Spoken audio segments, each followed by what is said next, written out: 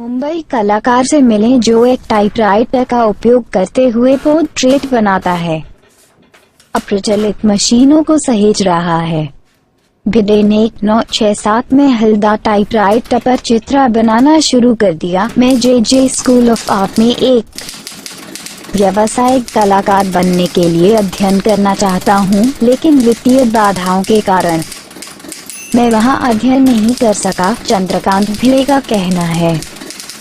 एक स्वयं सिखाया कलाकार के रूप में उसके पिता ने उन्हें टाइप लिखित और स्टेनोग्राफी लेने के लिए प्रोत्साहित किया, क्योंकि वे उस समय की मांग में कौशल थे। उन्होंने जल्द ही अपने काम के उपकरण के साथ कला बनाने का एक तरीका खोज लिया। उत्साह का स्तर वहीं रहता है, जबकि टाइपराइटर बेमानी हो गए हैं। भिडे की कला समय की कसौटी पर खड़ी हो गई है।